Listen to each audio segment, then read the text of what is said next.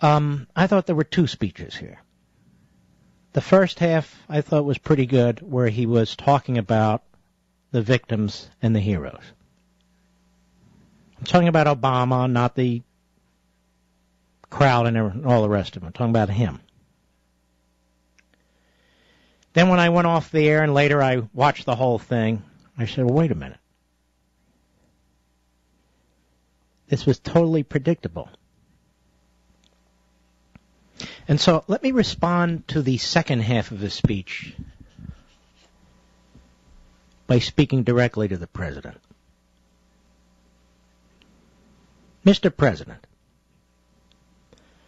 almost from the moment that we first learned of the mass murder in Tucson outside that Safeway, members of your party, liberal commentators who support you, and liberal reporters who support you and their media outlets have been pouring poison into our homes through TV, radio, and newspapers and the Internet,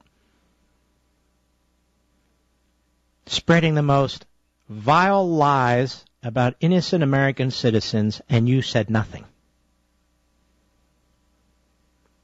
They accused innocent citizens and groups of blood libel, and you said nothing.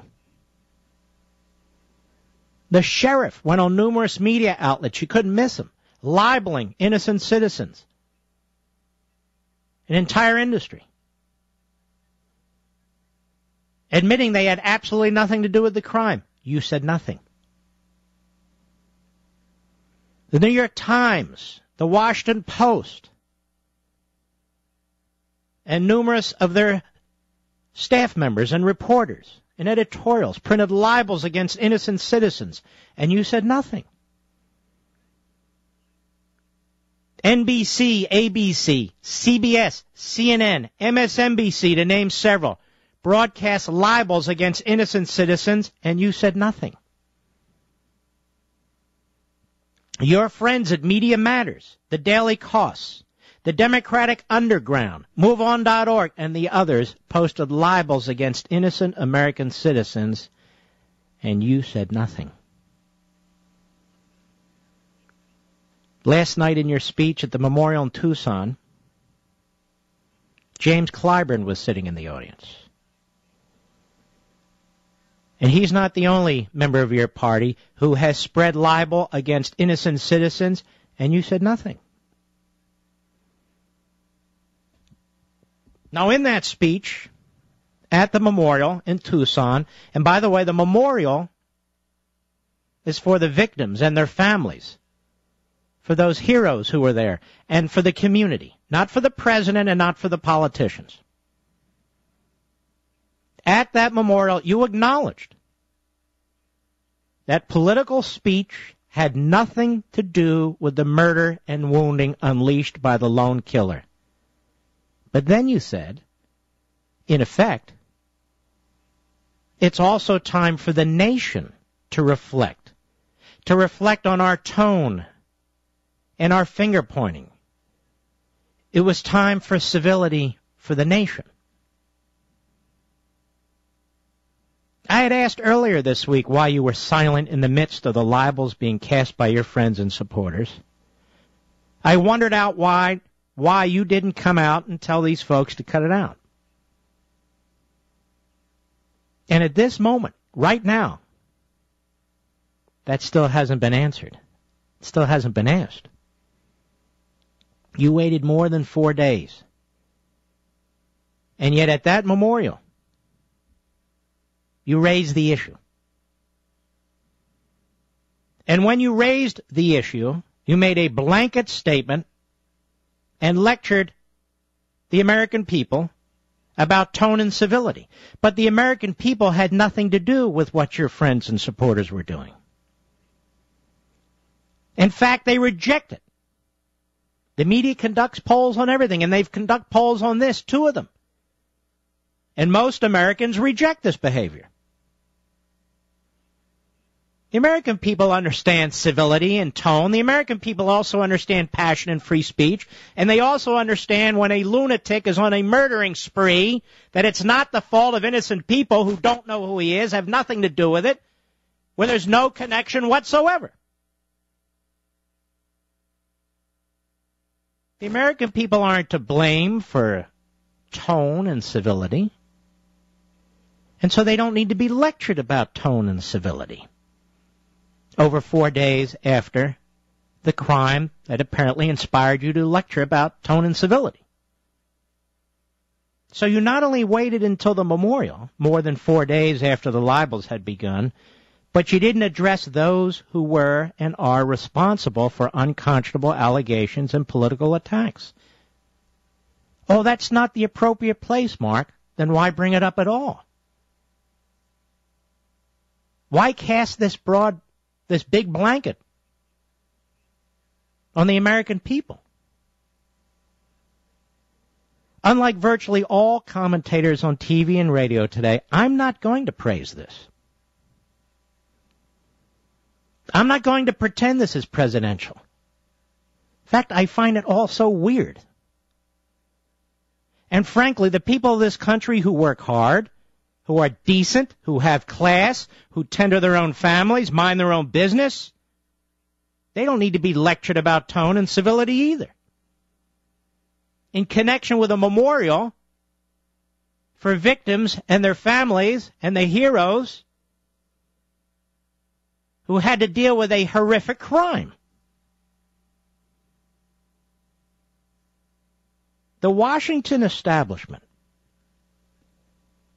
whether in the White House or Congress, whether in the news outlets or where have you, is totally disconnected from the American people. To broadly lay blame at the feet of all is not courageous. It's not presidential, and it's not right. But I will say this, you've now laid out a new standard, a standard that hitherto you have not followed. And I suppose politically we should hold you to it. When you give your speeches, in the midst of the campaign, when you're all fired up, we're going to listen to your words now. And your tone. Those of your supporters, those of your party, those of your media friends. We're going to listen to your own standards now and apply them to you. I heard it reported on ABC News, radio news, that civility is now going to be part of the President's State of the Union speech. Well, that reminds me of the last State of the Union speech. Mr. Producer, do you have that clip regarding the Supreme Court? Now, the last State of the Union speech wasn't all that civil. And it wasn't the fault of the American people either. The only one speaking was the President of the United States. And here, in part, is what he had to say. Go.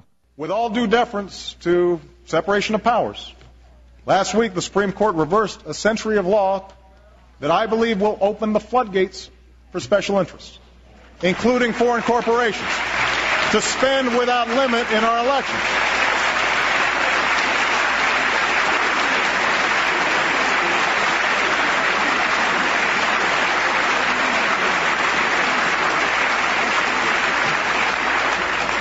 I don't think American elections should be bankrolled by America's most powerful interests, or worse, by foreign entities.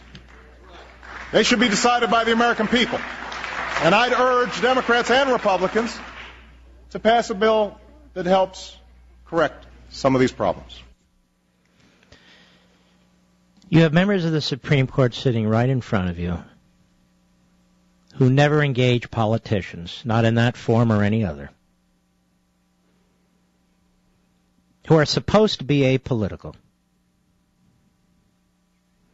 who are there out of respect for the process, the Constitution, the State of the Union, being admonished as the President looks down at them, knowing full well they're completely defenseless, they can't speak.